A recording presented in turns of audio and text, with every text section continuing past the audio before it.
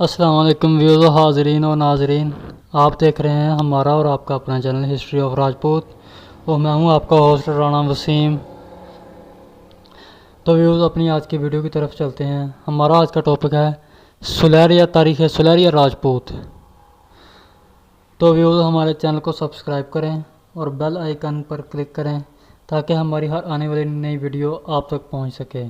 تو ویوز اپنے ٹاپک کی طرف چلتے ہیں۔ پنجاب میں سولیریا راجپوتوں کا اصل مرکز ضلع سیالکوٹ کا علاقہ رہا ہے۔ سیالکوٹ میں ان کے بے شمار گڑھیاں و گاؤں آباد ہیں اور یہ لوگ یہاں کی آبادی کا خاطر خواہ حصہ سمجھے جاتے ہیں۔ اس قوم کے بے شمار خاندان ضلع لاہور میں بھی آباد ہیں۔ اس کے علاوہ ان کے اکا دکا خاندان گوجرانوالا، راولپنڈی، جہلم، گجرات، سرگودا، شاہپور، ملتان اور مظفر گڑھ کے اضلاع میں بھی آباد ہیں۔ پنجاب کے علاوہ ان کے کئی خاندان جموں و کشمیر میں بھی آباد ہیں اور صوبہ سرحد کے بنوں ضلع میں بھی سولیریا راجپوتوں کے چند خاندان ملتے ہیں۔ سولیریا راجپوتوں کی اصل کے متعلق مختلف و متضاد روایات ملتی ہیں۔ ایک روایت کے مطابق یہ بیان کی جاتی ہے کہ یہ لوگ چندرا بنسی راجپوتوں کی مشہور شاخ پٹھانیہ سے وجود پذیر ہوئے ہیں اور راجہ جیسپال کے ایک فرزند راجہ سیلسو کی اولاد ہیں۔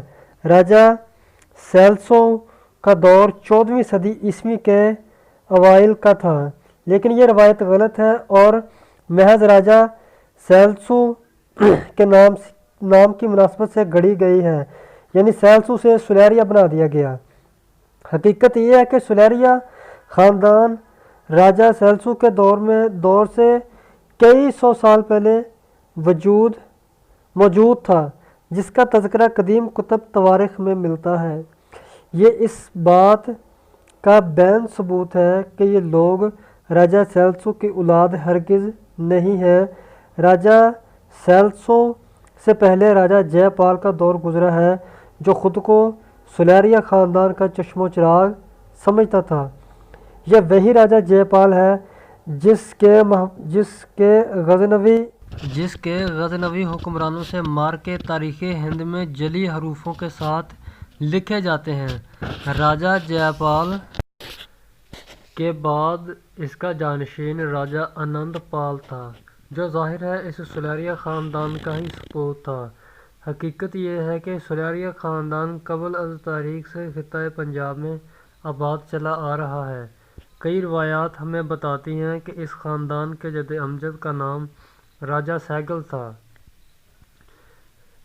تو راجہ سہگل کا دور تو نامعلوم ہے، تاہم کہا جاتا ہے کہ یہ ہندوستان کے قبل از مسیح کے مشہور راجہ چندر گپت موریہ کی اولاد میں سے تھا۔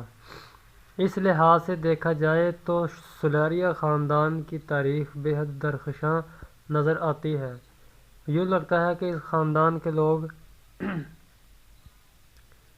پنجاب پر کئی ہزاروں سال سے بھی زیادہ تک حکمرانی کی ہے۔ بیان کیا جاتا ہے کہ ان کا ایک بزرگ سلطان ممداح آف دکن فوجی کمانڈر تھا، جسے سلطان موصوف نے ایک بڑی فوج دے کر سیالکوٹ میں شوجا اور کھوکھر اقوام کی شورش رافع کرنے کے لیے بھیجا تھا۔ اس نے ان اقوام کو زیر کیا اور پھر یہیں مستقل طور پر آباد ہو گیا۔ اس کے ابناء و اخلاف اب بھی سیالکوٹ ضلع کے مشرقی سمت میں آباد چلے آ رہے ہیں، یعنی اس کا خاندان۔ سولیریا قوم کے لوگ سلطان بہلول لودھی کے دور میں دولت اسلام سے مالا مال ہوئے۔ تو ویوز یہ تھی ہماری آج کی ویڈیو۔ کمنٹ باکس میں لائک کیجیے گا کہ آپ کو کیسی لگی۔ السلام علیکم ورحمۃ اللہ۔